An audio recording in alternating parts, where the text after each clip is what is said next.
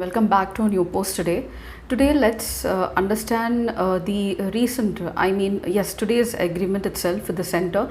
So, a tripartite agreement has been signed now with the opposition party of Tripura, along with the center and the state government of Tripura, which is being termed by the central government as historic because it is going to respect the rights of the Tripura tribal people and especially the demands of the opposition party named as Tipra Motha.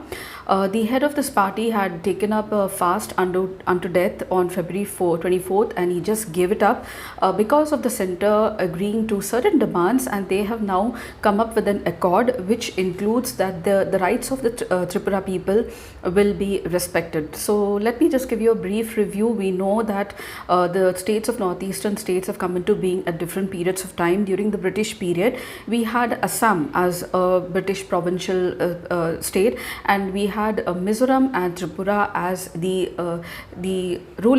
indigenous ruling states, I would say, and we had Assam was a British government, British province. So over a period of time they gained statehood, but then with regard to tribal rights and backward tribal development, there were demands for a separate state, and many of the insurgent groups that are functioning in the northeast not only they create a security problem but also challenge the sovereignty and integrity of the government of India, because they want to separate themselves. They want a separate statehood, and sometimes they want a separate country like the Greater Nagaland, which wants its own constitution and also a separate flag. So let's see what exactly happened today and how this will have a political turnout, keeping in mind that we are going to have the Lok Sabha elections. And apart from that, let me tell you that Tripura is mostly a tribal state, and it is a part of the 6th scheduled state along with Assam, Meghalaya and Mizoram. So it has autonomous tribal district councils. In the accord that was signed today, they were given more autonomy and rights with regard to political and economic rights.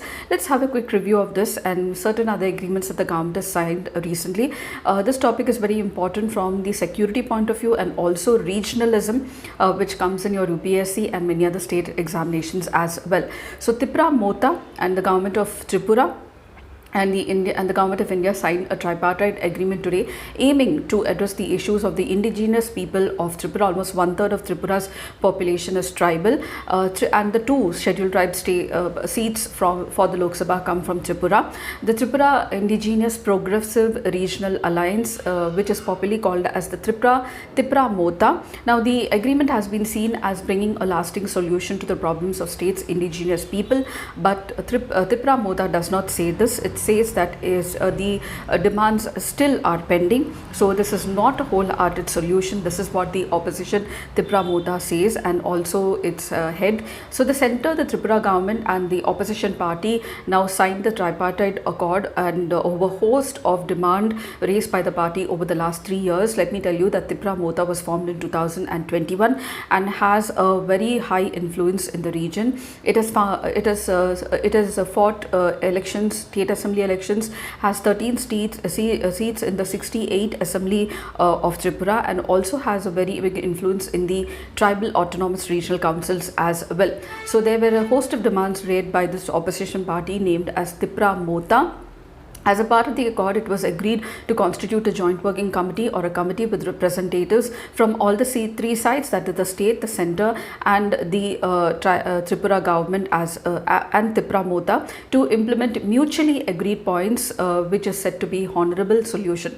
Now, in order to maintain a conducive atmosphere, the implementation of this agreement, all the stakeholders have decided to restrain themselves from resorting to any form of agitation or protest during this period, starting from the day of signing of the accord, that is today itself. Now, according to the tripartite accord, a series of meetings were held with the indigenous tribal progressive regional alliance, or Tipra, known as the Tipra Motha, and other stakeholders, based on which the center and the Tripura government have now agreed to amicably resolve all the indigenous issues of the Tripura people, including history, land, language, political rights, economic rights, identity and also culture, etc. etc. The accord is said to have a major impact on Tripura politics because the sources say that the signing of the agreement might make Tipra Motha, the opposition party, to join the central party, that is the BJP, and also collaborate with the Saffron party in the coming Lok Sabha elections as well. The accord, on the other hand, the accord is said to have political and financial autonomy given to the tribal people and also respect the tribal land and language rights. So it's going to bring peace, but it's going to have even political implications, especially keeping in mind the Lok Sabha elections that are going to come. Now, the Triprasas, which are the indigenous people of Tripura, are rejoicing with the accord. They say that many of the demands have been met out. However, not all the terms and conditions or whatever is included in the accord is out of the open. We just know few of these points.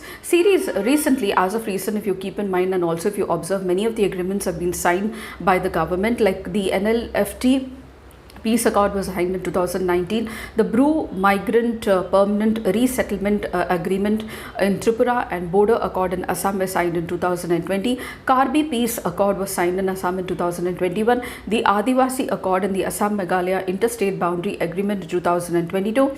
Assam Arunachal Pradesh Interstate Boundary Agreement, the Dimasa Peace Pact was signed. The UNLF Accord was signed very recently with the ALFA, that is United Liberation Front of Assam, which demands a separate Assam. However, only one arm of this ALFA has signed the accord. The other one is still in Bangladesh. They have not been a party to the accord. This was signed in 2022. So, if I may say, the Ministry of Home Affairs has taken all the steps needed to ensure that insurgency is low in the northeast areas, especially with signing of these agreements. But how far it is a wholehearted solution, that cannot be said, because the total demands have not met, and these insurgent groups are adamant they want the whole solution of their demands to be implemented. The whole demand which is of their demands to be implemented as a part of the solution. So, as I told you, it has political implications. Now, tribal politics have been a very crucial part of Tripura's history. Tribal constitute almost 1/3 of 37 lakh population of the state, and a majority of them live in the Tipra-led Tripura Tribal Areas Autonomous District Council, which is formed under the 6th schedule. 20 out of 60 assembly constituencies are reserved for the scheduled tribes, and this makes the scheduled tribes to play a really influential role in the Tripura politics. Governments have historically formed based on the tribal support in Tripura, and one of the state's 2 Lok Sabha seats also are ST reserved. Now, in 2018, the centre had constituted a Ministry of Home Affairs high-powered modality committee to study the socio-economic, political, cultural and linguistic problems of the Tripura in tribal people in Tripura.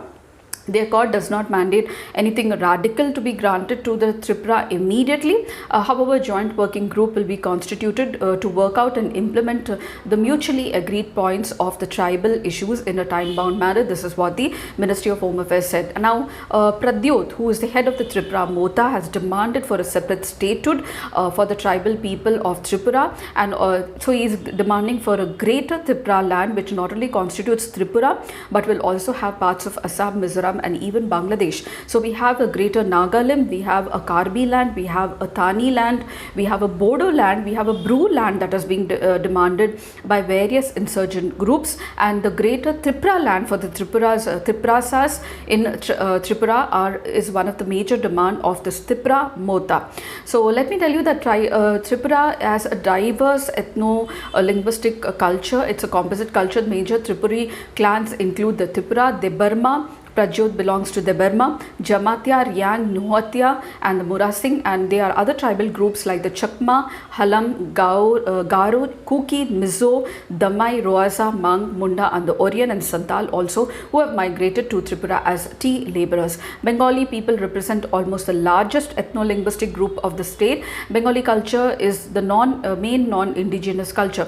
Tripuri Maharajas were great patrons of Bengali culture, especially the literature. Bengali language therefore has replaced the Kok Baroque as the language of the court, and elements of Bengali culture such as Bengali literature, Bengali music, Bengali cuisine are widespread, particularly in the urban areas of the state. And one of the reasons why the Tripuras are demanding for development and a separate state for them is to recognize their culture and also the rights with regard to land and language as well. So these are some of the reasons, these are some of the major points which came up today with regard to the government's tripartite agreement with Tripura Motha, demanding for a greater Tipraland. One of the major demands by this group, along with the other insurgent groups, are demanding for secessionism from the center and from the government of India. So it's only a wait and watch situation to see, because not all the points are being implemented, and Tripura Motha has clearly said that it is not a full-bound solution, because there's much to be done, and also they have questioned the time-bound implementation of this agreement. So only the times to come further will tell us how far this agreement has been successful. For now, it has ended Pradyot's fast unto death and given him a relief from the protest that he has carried on, and maybe will bring peace to the region in the coming Lok Sabha elections. So if you did like these points and you felt that it is going to be helpful to you, please do like, share, subscribe, and don't forget to comment at the end of the video, and I shall see you in my next post. Until then, it's very happy learning.